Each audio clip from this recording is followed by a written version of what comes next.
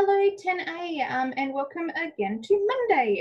So to start off with, I would like to just go over what we're going to be doing this week to make sure that you're all ready to go. This morning we're going to do some information about your presentation plan, but before that we're going to analyse another TED Talk so that we can think about how we should present our own presentations. Then you'll have some time to complete your detailed presentation plan. I want to make sure that homework is from now on handed in on time. We have a serious issue with a lot of you having a lot of outstanding work that must be completed as a matter of urgency. If I do not receive every single item of homework from the last 2 months, so that's even when you're at home, the top mark you can receive is a C for your coursework. The top mark you can receive is a C. It is likely you will get under that. If you do get all of your work in within this week, so by the end of the week, April 24th, then I will consider that you get a different mark, depending on your performance for the next 2 months until the end of semester.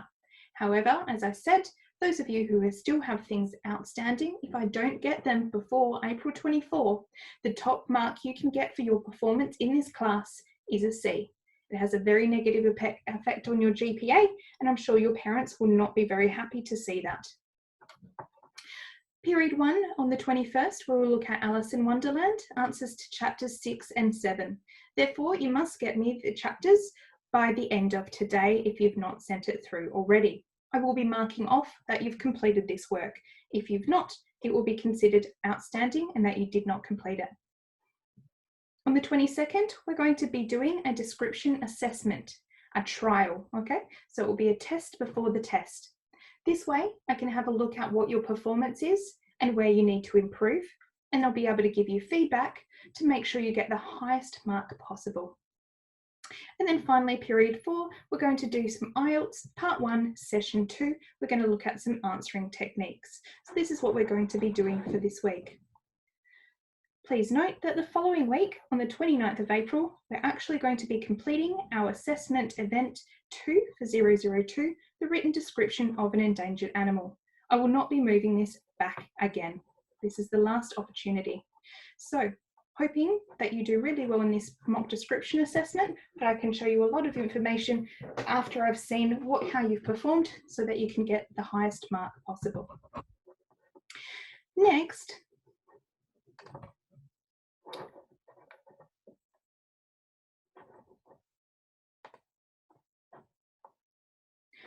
I would like to show you your note taker for today. So please ask your teacher, if you've not got it already, to get your note taker out. So this should have been printed for you so that you can complete it, okay? So what you're going to do is, while we're looking at the next presentation, I want you to look at whatever items you identify. So from introduction to body language, to PowerPoint, to prop, to other resources, to music, to lighting, anything, any items at all. Some details of the items that make a good presentation.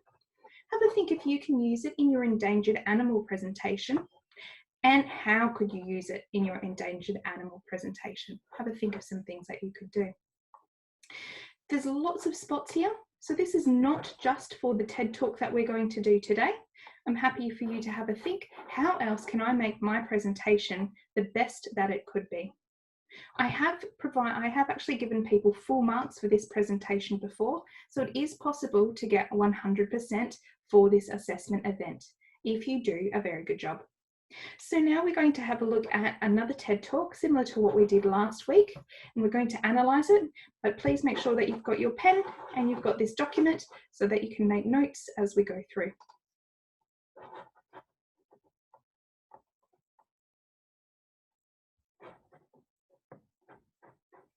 Sorry, I'm just trying to find the document.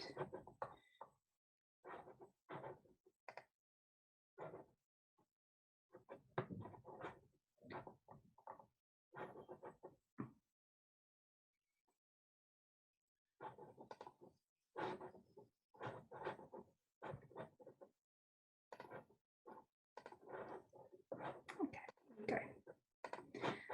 All Right, so less stuff, more happiness. And we're looking at Graham Ted. This is a TED Talk from 2011. It's only 5 minutes, so it won't take us long to go through.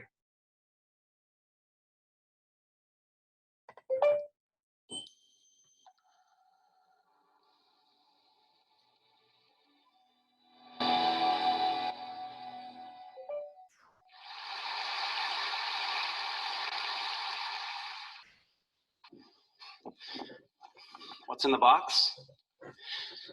Whatever it is, must be pretty important. So I'm going to stop here. You can see the first thing that we have is a box when we open up, and he's looking at the box.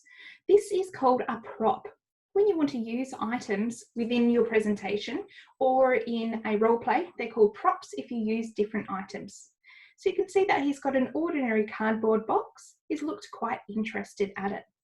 Note that if he's interested in something, we are interested in something. And he's sat down quite comfortably and sitting forward again to engage the audience, almost as if we're having a one-on-one conversation with him. Also notice that he started, he said, "What's in the box?" This is the use of a rhetorical question, a question that doesn't need an answer, but engages the audience. Because I've traveled with it, moved it from apartment to apartment to apartment. You'll notice here that he's actually made something humorous by repeating. So through repetition, he's made it funny. Is there something that you could do to make something funny or to make something shocking in your presentation? Sound familiar? Did you know that we Americans... Sorry to stop again, but you can see this is part of his PPT or his PowerPoint presentation. There are no words on this, it's just pictures. So again, the PPT or the PowerPoint presentation is simply a tool for the audience. It's not for him to read off, it's just to add some emphasis, so to expand on his point. Americans have about 3 times the amount of space we did 50 years ago. 3 times. So you'd think with all this extra space, we'd have plenty of room for all our stuff, right? Nope. There's a new industry in town, a $22 billion, 2.2 billion square foot industry. So here, I just wanted to comment that he's actually, again, a very, very simple PowerPoint. Again, not a lot of words, but he's giving us information and he's highlighting the particular statistic. When you think about yours, are there some statistics that you could use, shocking statistics or statistics you can compare with now versus the past, that you could use for your endangered animal presentation? That of personal storage. So we've got triple the space, but we become such good shoppers that we need even more space. So where does this lead? Lots of credit card debt, huge environmental footprints, and perhaps not coincidentally, our happiness levels flatline over the same. So here I think it's quite interesting. He's put debt and talks about that, then CO2 talks about that, and then stress and talks about that. So while it's one slide, he's used it for 3 particular items. So when you're doing your own PPT, you might want to think about how you could actually develop your slide to make it more interesting. In 50 years. Well, I'm here to suggest there's a better way, that less might actually equal more. I bet most of us have experienced at some point the joys of less. College, in your dorm, traveling in a hotel room, camping, where you got basically nothing, maybe a boat. So here, he's actually relating back to the audience. So we're all thinking about that time when we went out in the boat, or that time when we went camping. So the audience again is engaged because it's relevant to them. How can you make your animal or your discussion relevant or interesting to the audience? Whatever it was for you, I bet that among other things, this gave you a little more freedom, a little more time. So I want to suggest that less stuff and less space are going to equal smaller footprint. It's actually a great way to save you some money, and it's going to give you a little more ease in your life. So I started a project called Life Edited at lifeedited.org to further this conversation and to find some great solutions in this area. First up, crowdsourcing my 420 square foot apartment in Manhattan with partners Mutopo and Javoto.com. I wanted it all. Home office, sit-down dinner for 10, room for guests, and all my kite surfing gear. With over 300 entries from around the world, I got it, my own little jewel box. By buying a space that was 420 square feet instead of 600, immediately I'm saving 200 grand. So here, he's not actually even given images of a house or otherwise. He's used this simply to make a quick comparison. Again, maybe if there were 3,000 elephants in the past, but there's only 2,000 now, think of different ways you could show that without just letters or words. What about some different images? Smaller space is going to make for smaller utilities, save some more money there, but also a smaller footprint. And because it's really designed around an edited set of possessions, my favorite stuff, and really designed for me, I'm really excited to be there. So how can you live little? 3 main approaches. First of all, you need to edit ruthlessly. We've got to clear the arteries of our lives. And that shirt that I haven't worn in years, it's time for me to let it go. We've got to cut the extraneous out of our lives, and we've got to learn to stem the inflow. We need to think before we buy. Ask ourselves, is that really going to make me happier? Truly? Buy. So here he's kind of switched gears in how he's talking. So before he was giving us some information, he told us what the situation was, what the problems were, and now he's moving into the solution. So he's got a very particular way that he's organized his presentation, which is very similar to something that you could actually do. Have a think about how you should organize your information, in order to make it as interesting, relevant, but also logical. By all means, we should buy and own some great stuff. But we want stuff that we're going to love for years, not just stuff. Secondly, our new mantra, small is sexy.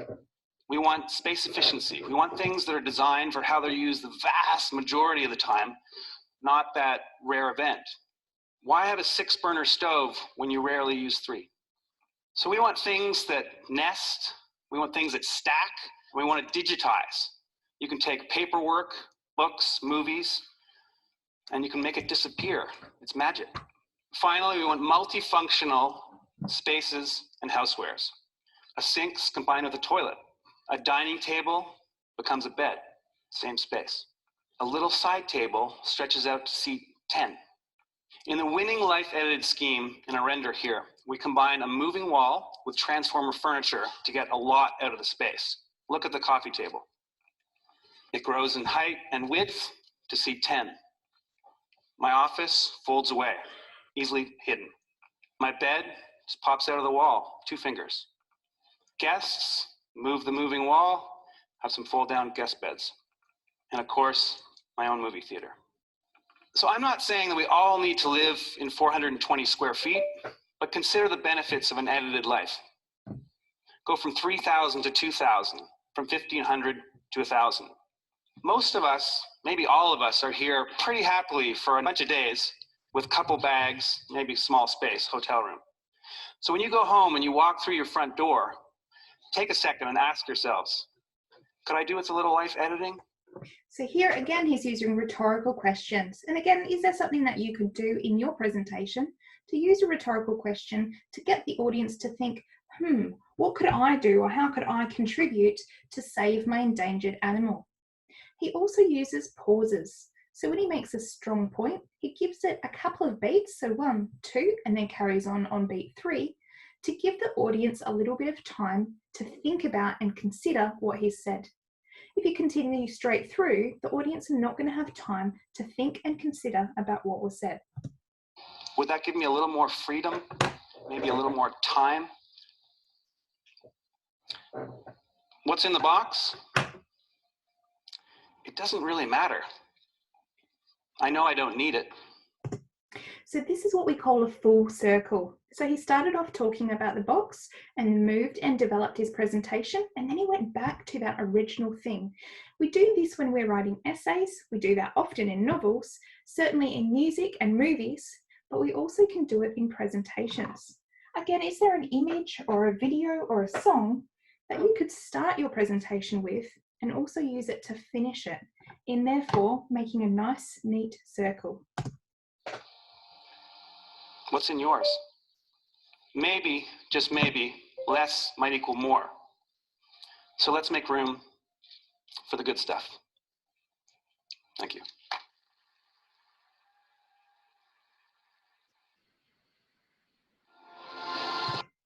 Okay, so thank you very much for watching that. Now I want to show what you're going to be moving on. So hopefully you've made lots of comments, notes about what makes a good presentation, so you can think about how you can best do yours. Now, fortunately, we've already done all of our research, which is great for our description. So grab your research planner out, and that's going to be your starter. You've also done just a basic idea of how you're going to present. Remember, this presentation needs to run for 5 minutes. It must run for 5 minutes. After that, you have 2 to 3 minutes during which you need to answer questions from the audience. If the audience do not have any questions, you need to ask them questions to generate a conversation. So the next stage that we need to do is create our detailed seminar plan, which you can see here. And again, hopefully your teacher has handed this out to you. If not, please make sure that you get a printed copy so that you can start working on this today. As I said, you will have the following class to work on this, so you can get it back to me as soon as possible. First of all, you need to think about a title for your seminar or for your presentation. While you might be talking about the rhinoceros, just calling it rhinoceros is not going to be very interesting. What about the one-horned animal? Something interesting, something engaging. Then you need to think about what your main focus is going to be. And really in this situation, you want everybody to understand about the animal and to understand about it being endangered, and think about what you'd like the animal, what you'd like your audience to do. Obviously write the date.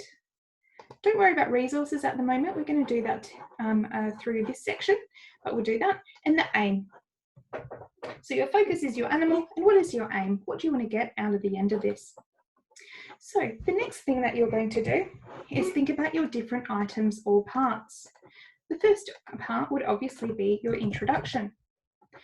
Your talking point, you need to decide what you're going to be talking about. So if I was going to be talking about unicorns, I might start with my introduction is I'm not going to say the unicorn, I'm going to describe a magical creature.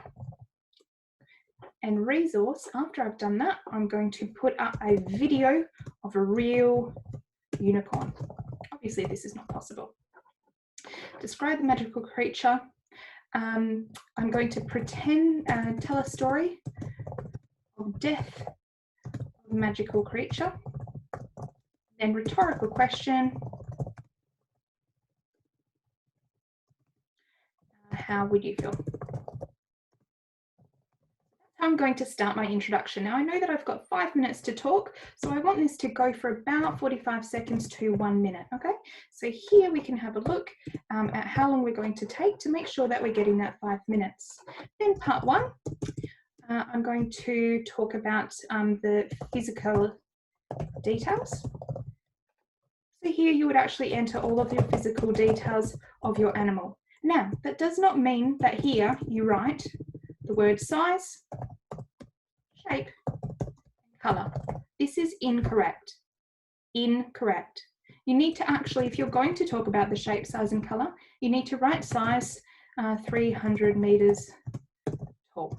Okay? Therefore, I know and you know what you're going to be talking about in every section. Again, are there going to be any resources? What do you think your PPT should have? Are you going to use resources such as you're going to use music, a song that might be related to it, pictures, handouts, videos? What could you possibly use to show the people or to engage your audience? Now you don't need a resource for every single section or item, but I would definitely suggest that at least you have one PPT per section and think about what you want on that PPT. So it might be things like statistics as well. You could use graphs. And again, how much time do you need to do your physical details? And remember where you think the most. When you think about the aim, what is the aim? If your aim is to really encourage people to start helping to save your animal, you might want to decide that talking about why they're endangered, so why and what you can do, and make this 2 minutes long. So that will make these ones all shorter. So you need to play around with your timings and work out what is going to be the most important. The last thing that you're probably going to talk about is your conclusion and decide how you'd like to do that conclusion. For instance, we saw earlier that we used a full circle conclusion here because he started with the box and ended with the box. Next, we have question time. So question time is how much time you want to give to the question. So it's going to be 3 minutes. This would be audience to ask questions. Now, in the case that the audience is not asking the questions, you need to be prepared as a good speaker for some questions to ask the audience.